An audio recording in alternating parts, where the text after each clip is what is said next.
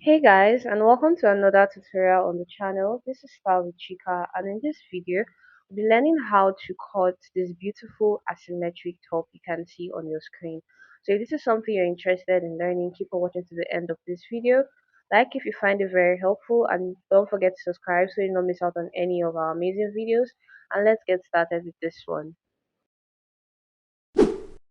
So first I'm drawing a straight line, which is going to be my shoulder line and my starting line. I'm going to be marking both my front and back pattern on this same pattern. So I'm going to start with taking my zipper allowance of 1.5 inches at the side of the pattern paper like this, and I'll connect the dots with a straight line, just as you can see me doing. Next, I'm taking my shoulder measurement divided by 2. I'll go ahead and mark that out. To create my shoulder slope, I came down by 1 inch, and I'm marking out my neck width measurement, standard neck width measurement of 3 inches. I'll connect these points just as you can see to create my shoulder slope. Next, I'm marking out my armhole. For my armhole, it is bust divided by 6 plus 1.5. I'm also going to leave a mark for my bust line, under bust line, and my waistline. So I'm going to extend these lines as so, just as you can see, starting from my armhole, then my bust, under bust, and waist. So next I'm going to complete my neckline. For my back neckline, I'm making use of 1.5 inches, and for my front, I'm making use of 4 inches. So both of these necklines are round necklines, so I'm just going to go ahead and connect that. So like I stated, this is for zipper allowance. Next, I am going to mark out my hip line. So my hip line, after marking that out, I will also connect a straight line, just like I did for the other lines. So this top has a back-like effect that gives us that V-like look in front, okay? So to that now, for that effect, I'm adding an allowance of 4 inches to this piece, just as you can see me doing, and I will go ahead and extend these lines also. Now I've gone ahead to label it so we don't get confused. So next I'm taking my darts. For that, on your waistline, mark out your bust to bust measurement divided by 2. Mark that out on your under bust line also. So from my waistline, I came down by 5 inches, and I also marked out my bust to bust measurement at that point. So just as you can see me doing, I'm going to connect these points together, and I'll take my dart. So take your dart, just come out by ½ inch at both sides of your waistline and connect in a triangular form, just as you can see me doing. This is actually very easy. Okay, I'm going to come back to my armhole now, and I'm going to take my bust measurements divided by 4.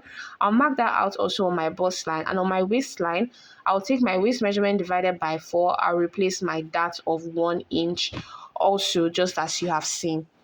Now I'm connecting from my waist to my armhole. Then I'm going to come down to my hip line, and on my hip line, I'll mark out my hip measurement divided by 4 also. I'll connect from my waist to my hip. This is very easy at this point. I'm sure everybody now should understand a basic bodice block, okay? It's as easy as that. So next, for this back effect, from my waistline, I am coming down by 5 inch at this side, okay? So now I'm going to connect from that 5 inch at this side. I came down to this allowance which I added specifically for my backs. So you just have to find your most suitable pattern that will give you the best lines for this and connect as so. You can see how mine is looking like. Also, if you want to use freehand, if you don't have your rulers, you can just use dotted lines till you get it correctly and then connect it. So I'm adding an allowance of 1.5 inches to the side of this pattern, okay? And to my hip line, I'm not going to use 1.5 inches. If I was using 1.5 inches, this is how it would look like, okay? But then I'm just going to extend it a little bit more than 1.5 inches, because on the hip area, it is not fitted. It gives this flare-like look, okay? That's what I'm trying to create here, just like this. And then I'll blend this back line into the extension that I have made. I hope that is very clear and understandable. Okay, so I'm just going to connect this properly. I felt like this side was a little bit too short, and that it would make the side of the top be a little bit too short. So I decided to use my ruler to just adjust the lines, just as you can see me doing. So the first one that I marked now will be void. Okay, so it's as simple as that. So next I'm just going to complete my armhole. Before I complete the rest of this pattern using my armhole curve, it's as easy as it is. I'm just going to connect from my shoulder into my armhole line like this. Please, if you have any questions, you can go ahead to drop them in the comment section and I'll be replying to you there.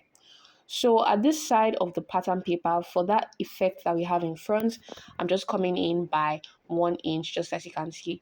Please note that this allowance, all these measurements I've been taking it amidst the zip allowance.